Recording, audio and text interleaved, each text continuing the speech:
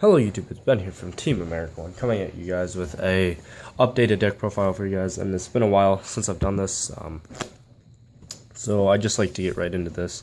As you can tell, this is Sylvan's. But anyways, let's zoom in a bit so you guys can see everything. Starting off with your 3 Hermitry. Hermitry is absolutely needed, and I'm going to zoom out. Hermitry just helps you generate so much free advantage, which is really good, especially in today's game with the first turn player not drawing first. Setting up a Hermitry and then just getting through your deck quicker with that really cancels out the not drawing first. And I also play other cards to help with that as well. But the 3 Sage is the less clunky version of Hermitry. So what I mean by less clunky is that it has a way to get out of your hand if necessarily. So Triple Marshall Leaf, I love this card. Well, partly for the fact that it's really good when excavated, especially against evil swarms, and then the other part is the fact that it's not bad to normal summon an Excavate too. There's so many times when I hit exactly what I need off the second Excavate, or it just helps set up for so many good power plays. So the 3 Kumashrumu, this card is just really good at popping back row. Less good, I guess I could say, with artifacts being a thing, but outside of artifacts, the card just really good. Also, just setting up first turn with this card is amazing. So, and then the double Princess Sprout, not a big fan of 3. Instead of the 3rd Princess Sprout, I play the 1 Peacekeeper. Does the same job in my opinion. Although, if I could fit the 3 Princess and the 1 Piece, that would also be really good. So, the double Lone Fire though, Lone Fire is just too good not to play. 1 Spore, it's Spore. So, and then double Rose Archer, and Rose Archer is just really good. Like, it could be played at 3, but I have a different, I guess, tech instead of playing the 3rd Rose Archer. It's not really a tech, but it's just personal preference. But anyways, but yeah, Rose Archer, like I said, just Rose Archer is just super good. So I've actually debated throwing in 1 Rhoda to help search this to your hand. Again, that's not really desired, and it's not really needed, but it's been a thought that's crossed my mind, because having this card, it just gives you so much protection. But the one switch I made is I play the 1 Book of Moon over the 3rd Rose Archer. Card's really versatile, especially under what's it called? Especially under Trap Stun. I do play the trap heavy version of this deck, or not trap heavy, but plays a decent amount of traps, and I'm okay with that because I'm a big fan of trap cards. This also gets under the wiretap, and wiretap is definitely something to worry about, I guess. But Book of Moon, really good. I like it a lot. It's never been bad. And then triple Sylvan Charity. Charity is really good. And then double Mount Sylvania, and the reason why I'm only playing 2 is a lot of people have dropped MST from their deck. That's the first reason. Second reason is you almost never need another copy of this card. You'll never need 3, in my opinion. Especially with the new field spell rule being in play. This card will never die. So, and if it gets MST'd, then you'll always have the 2nd copy, but by then you should be in a winning position anyways. So, yes, you want to open up with this card. It's good to open up with, but it's not needed. It's not a necessary card to have. And I find myself just having clunky dead Mount Sylvanias in hand. So, I guess that's that. Triple Soul Charge, though. Triple Soul Charge is just triple Soul Charge. This is a Soul Charge deck, because you excavate everything that you need, and then you just Soul Charge it all back. And as well with the Triple Soul Charge, Miracle Fertilizer, the 6 copies of Monster Reborn, pretty much is what it is. So it's awesome.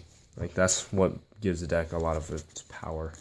So And then opening up like Mount Sylvania and Miracle Fertilizer plus a big tree is just super, super good, because you can Mount Sylvania, a big tree from your hand, and then stack like whatever you need, and then fertilizer it back, which is really cool. So it just sets up for more advantage plays and gets you rolling with Felgrand, which is the most important XC card in the extra deck in my opinion. So for the traps, your warning is a warning. Unless they wiretap it, it's gonna go through. Torrential Tribute, it's good. Bottomless Trap Hole, it's also really good. Double Phoenix Chain. Phoenix Chain has worked so well for me. Like, I just love the card. That's why I put it in. I also have supers. It's also why I put it in. That's why I play the card, I guess, over Breakthrough Skill, because I don't like common Breakthrough Skill. But I don't know. I just really like this card, and yes, it does kind of clog your back row because you do have Miracle Fertilizers in the back row as well. With your Exceed play, your Aurea, like Aurea can bounce that back and reuse it. And I actually did that today in testing and helped me win because I had it for his Exciton Knight. So, and then for the last 3 traps, I played triple Wing Blast, and Wing Blast is the most reactive trap card out in the meta right now, in my opinion. When this card gets MST'd, you just chain it. Like, this card just really good. Going back to my first statement, Wing Blast helps reset your opponent's draw. So if they end up going first, or if you go first and you have a Wing Blast and a way to set it, whatever play they do, if you Wing Blast it back, it resets their draw, so they're still going to have the same 6 cards as before, and you'll have your same 6 cards as before. Technically, this is like a -1, but in certain circumstances, when you Wing Blast an Exceed monster, it just helps, I guess. It makes them go minus, or evens itself out, especially like if you ditch a big tree and then Miracle Fertilizer it back. But Wing Blast, like I said, is really reactive, and I like that. So that's my explanation on that. 3 may be much, but right now it's just really good, in my opinion. So for the extra deck, let's see here. Only rank 3 I play is Mech-Equipped Engineer, and you have to play it. It's so good. Big Eye, I've only made this like once or twice in testing, but you still play it because it's Big Eye. You're 1 Draco, 1 Aurea. Aurea balances everything. Like, you only need the 1 for right now. I've been debating whether or not to bring it to 2, but it's really good, especially under Rivalry. The 1 Master Blades, and Master Blades is my own little fun card that I play. A lot of people tell me to play the 2nd Aurea. Personally, I feel like Master Blades is really good when you know you're going against a deck that will target a lot. So anything with a hands, it's good against Consulars with their Pleiades. Like, this card can single-handedly get over Pleiades and win you with that matchup. It's not bad against just like Trap Trick's hands without the artifacts. More attack doesn't target, so it's not that great. But it's just, overall, it's a really powerful card. And like not being able to be targeted and then being able to pop something if it is just really good. So that's what I like about it. The 1 Alcé, these are the rank 8s. Alcé is in here only because you side the Rivalry, and you need the rank 8 just to go into. But honestly, this card is really good. It helped win me a game against the zombies in testing today. He had a Mizuki, and if I killed it, he would just have plays for next turn, so I just Alza'd it. Went into Alzay and spun it to the bottom, so that was really cool. And then he didn't have any resources after that, 0 cards in hand, so I didn't want to give him the Zombie Master play from his grave. So Alzay was good in that aspect, and it would have been a much better play than Felgrand, which I also had that option, but the 1 Giant Grinder is just good against Exceed heavy decks, including this one. Heliopolis is one of my favorite rank 8s right now to go into, mainly because you can tribute from the hand, I guess, is a big thing. Double Felgrand, it's Felgrand. Just the most powerful card in the extra deck, in my opinion. And then for the Synchros, Armory Arm, this is a lot like Jeff Jones then. Armory Arm, Black Rose, Stardust, Scrap, Leo, and Star Eater. So it's very self-explanatory. Some of these are kind of hard to make, but you can make them. I made Stardust, I made Scrap Dragon, and I made Star Eater today. So that was fun. But yeah, so that's it for the main and extra deck, and quickly just what I side before this video is over. The DD Crow still, this card is more versatile than Psycho Reader at the moment, and frankly, I just like DD Crow better. Maxie's really good.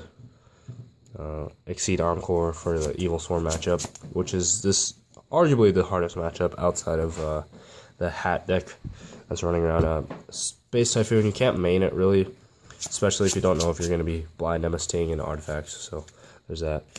Different Dimension Ground, I do need to pick up one more of this, but it's really good in the mirror. It's good against it's really good against Mermail and Light Sworn, which is why I want to pick up another one, because both those decks are very played right now in today's meta. The Dust Tornadoes, you'll side them in against anything that plays back row, I guess. And then Rivalry. So Rivalry just wins games on its own, which is kind of cool. But that's it for the deck profile, guys. Hope you guys enjoyed the video. Sorry I haven't been uploading as much as I'm used to, so, or maybe you're used to. This is a deck profile also. I know one of you guys asked on one of the videos, but this is pretty much identical to the build that I played on the video, I guess, the dual video that we posted a couple days ago. This is almost the exact build that I played, with the exception of Book of Moon in the main deck over the third Rose Archer. That is the only difference right now in the deck. And the Phoenix Chains. I didn't play the Phoenix Chains. I don't remember what I played, actually.